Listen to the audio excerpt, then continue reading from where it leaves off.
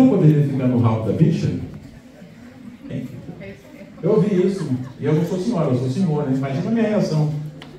Rabo da bicha? O avião não cai, despenha. Alguém sabe o que é ficar no rabo da bicha, lá em Portugal? Final da fila, que a bicha é a fila em Portugal. E o futebol?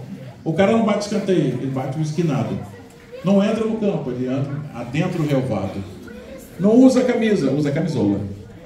E a bola é o esférico. Depois de uma semana você ouvindo, o menininho pequenininho igual esse aqui, não são menininhos pequenininhos, são ou miúdos ou putinhos. Meu putinho ali que gracinha, até briga, né? A minha irmã não é uma garota, é uma rapariga. Você sabe que em alguns lugares do Brasil, se chamar minha irmã de rapariga, a faca começa a subir, né? Não é lisonjeiro chamar a sua irmã de rapariga. Então não é português, isso é o mais fácil.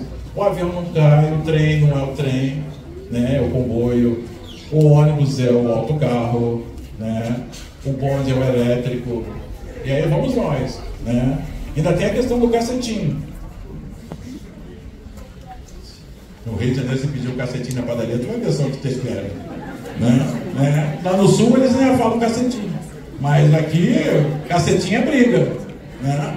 E vamos embora. Bom, assim, gente, eu nem vou contar o resto da história, porque é bem comprida, são 43 anos. Eu comecei fazendo histórias em quadrinhos, depois eu fiz livro de bolso, que é uma coisa que não tem mais, que vendi em banca de jornal. Eu tive 39 pseudônimos, porque era de Bang Bang. Ninguém vai comprar o livro de Bang Bang escrito pelo João nem pelo José. Mas eu compraria certamente escrito pelo Jonathan Fox, pelo Sheldon McMaster, pelo Troy Sager, pelo Billy Pueblo, pelo Billy Wolf, todos eles sou eu. E naquela época, o máximo que eu tinha chegado perto dos Estados Unidos era a Avenida de Nova York, lá em Bom Sucesso. Né? Todo dia eu passava, inclusive, por Nova York. Sabe? E depois eu fiz Trapalhões, piadinha, programa dos Trapalhões. Paguei pecados fazendo novela para o Canal 3 de Assunção, no Paraguai. Né? E atualmente eu tenho 202 livros publicados. Tem que pagar as contas, né? Você falou de dom, eu me lembrei do professor Ivan Cavalcante Proença, que é crítico de literário. Então, quando as pessoas falam em dom com ele, eles falam assim, olha, dom para escrever é 1%. O resto é estudar e suar a camisa, pesquisar, trabalhar e escrever. Dom, para mim, não quer dizer nada, quase. Ele diz isso. É da mesma opinião que você. Existe dom, pode até aptidão. Porque tem gente que tem aptidão para falar, explicar, porque uma vez eu lembro que eu tinha um técnico dos meus computadores, tinha 2. Aí o cara chegava lá e falava, o problema do seu computador é isso, entendeu? Não, depois você fala, o problema é esse, eu não entendi nada. Aí veio um outro que não tinha tanto conhecimento que ele, mas tinha uma didática maravilhosa, até o mais idiota dos idiotas entendia qual o problema do seu computador. Né? Aliás, eu acho que esse é o grande problema da humanidade, né? Não é o que você, como diz Lacan, não é o que você diz, é o que as pessoas entendem. Se é que entendem, né?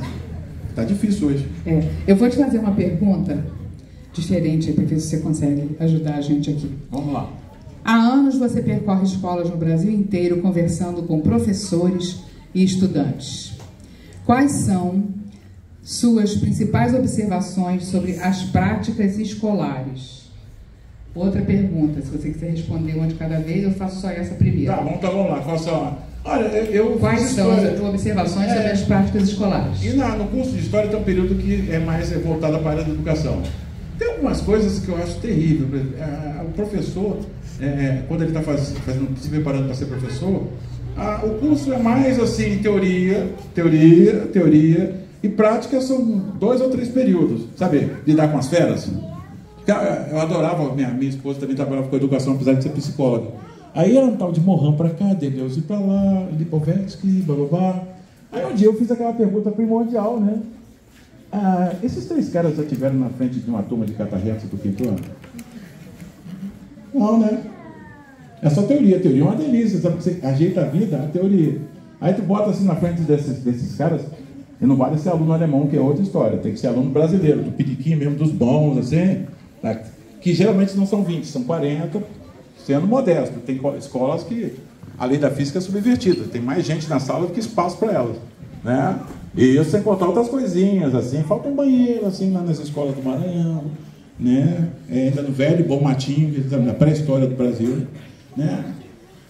Esse é o primeiro detalhe. A outra coisa que eu aprendi que me irritava na escola, porque quando eu cheguei na faculdade, o cara falava assim, a coordenadora do curso de História foi reunir com os alunos, né, que tinham chegado na universidade. Aí assim, ó, ela chegou e falou assim, esqueçam o fundamental. Ignorem o ensino médio. Agora vocês estão na universidade. Escrevam. Eu, né? Aí, primeiras provas. Sabe aquele aluno de professor na discursiva, que levanta a mão e fala assim, dá para arranjar mais uma folha? Dá para arranjar? Eu escrevi uns livros ali na resposta da prova. Aí, o primeiro sinal de que eu estava pisando na jaca foi do professor de História do Brasil 2. Ele botou no final, assim, com caneta vermelha, lembrei da minha mãe. O senhor é muito prolixo, não? Bom, eu fazer o golpe e fingir de besta, né? Aí veio, a segunda foi definitiva, do professor de História Contemporânea. O senhor poderia falar menos. Mas o golpe foi na época que eu fiz os cursos de educação. Vinha escrito assim, explique em 30 linhas, isso. Não, teve uma que foi bacana, explique em 30 linhas a 10.639, a lei 10.639/2003. É fácil, né? Dei tão simplesinha, tô boba. Aí eu assim, na minha van ingenuidade falei, que 30 linhas? Aí eu mandei 43. E eu resumi. Aí eu achei, bom, se 30 dava 10, eu vou tirar 11, né? Foi o último aluno. Foi o penúltimo, teve a Savana. A Savana foi a última. Ela escreveu as 44. Porque eu descobri que a minha psicóloga favorita, minha esposa, na época, que quando você escreve além das 30, primeiro você corre o risco do cara não ler, porque ele mandou 30. Se você não botar 30, ele não lê. Segundo, que cada linha além das 30, você não ganha, você perde. Isso mata a curiosidade e iniciativa de qualquer professor. Porque ele se adequa, ele tem um robozinho, ele tem que fazer 30 linhas. Cara, a imaginação não tem fronteiras. Nem limite. Quando você começa a falar com o cara que ele tem que resumir o pensamento dele em 30 linhas, você tem que dizer o seguinte, se você passar disso e navegar bastante, você já era. Aí esse coitado desse professor vai chegar na sala e pedir ao aluno para ele ser sucinto. Quando, na verdade, pensamento complexo significa que você é um cara que pensa. Né? Tem uma coisa que tem a ver com a relação de literatura na sala de aula que muitas vezes é chata. Você tem que fazer a prova do livro. Aí, nem eu sei, sabe, assim, o que o autor quis dizer na página 33, sei lá. Eu escrevi um livro, esqueci. Uma vez em Campos, na frente de Campos, eu estava sentado lá e tinha um professor de semiótica, né? E ela deu um livro meu, enquanto vermelho eu me virei. Aí ela falou assim, o autor nesse capítulo quis dizer isso. Aí eu fiquei, sei lá. Eu lembrava que estava com uma febre desgraçada, o editor estava no meu cangote querendo que eu entregasse logo o livro, e eu corri com o livro, eu não sei nem o que eu escrevia, só escrevi. Não existe telepatia na literatura. Né? Sabe, o Balzac passava o tempo todo, uma vez ele estava levando tanta gente que ele mandou trancar no escritório dele, tirou a roupa e jogou para o empregado dele, disse, só me devolve a roupa quando eu bater 3 vezes e para eu entregar o negócio, porque ele entregava o texto e já em seguida tinha os caras na porta da casa dele para ele pagar. Não tinha inspiração. Aliás, a melhor definição de criação é do Thomas Edison, que ele diz que todo processo criativo são 90% de transpiração e 10% de inspiração. Não tem essa coisa de... Olha, vou dizer uma coisa mais grave ainda. Qualquer um tem a capacidade inata de escrever.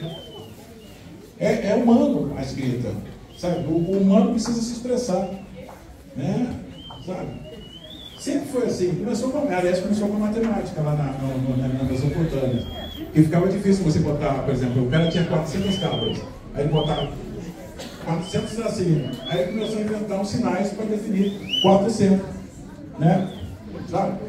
Desses sinais evoluiu para a escrita, porque tem coisas, você imagina, tem um filme que as pessoas deveriam passar para os alunos, o título leva a engano, Contos Proibidos do Marquês de Sade. Você pensa logo em baixaria, né? Você só deu o nome na Marquês de Sade. Mas é uma história que conta quando ele ficou preso no hospício porque achavam que ele era maluco. Aí tentam de maneiras, eles não sabem como é que ele consegue, mesmo trancado, mandar os textos para o editor dele. Aí no final ele está pelado, inclusive, trancado numa cela. Aí o que ele faz? Ele faz um buraco na cela que dá acesso à cela do cara do lado. Aí ele conta o capítulo pro cara. Aí esse cara tem um outro buraco na cela dele que fala com outra pessoa. Só que o engraçado é que quando a pessoa que vai escrever, que é a filha da lavadeira do hospício, está lá na cozinha, quando chega o texto lá, já não é o que ele falou antes. Tem aquela, quem conta um ponto, aumenta um ponto. Chega lá o texto que foi sendo modificado para essas pessoas ao longo do caminho da fase. Né? Nós somos assim, sabe? Mas nós temos a capacidade. Meu pai escrevia cartas para o irmão dele, não tinha telefone, né? Meu pai era apaixonado por cessidilha. Tudo tinha cessidilha na carta dele. Não tinha dois versos para ele, só cessidilha. Mussarela era uma cessidilha. Meu pai escrevia corretamente, inclusive. Né? Então, assim,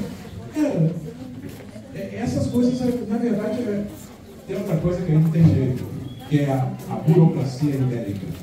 E não é nem a burocracia portuguesa. Os países dos espanhóis, o Espanha e Portugal, eles tinham esse hábito de controlar tudo anotado.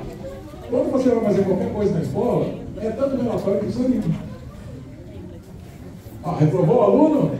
Putz, primeiro que você vai umas 500 vezes na secretaria para explicar por que você reprovou o cara. Porque a ideia não é reprovar o cara. Você dá um jeitinho de reprovar o cara. E aí vão te encher o saco da cabeça para entregar, jogar a toalha, né? E o cara fica feliz, até ele chegar no mundo real. Antigamente tinha aquela frase, acho que é bíblica. O homem não é Hobbes. O homem é o lobo do homem.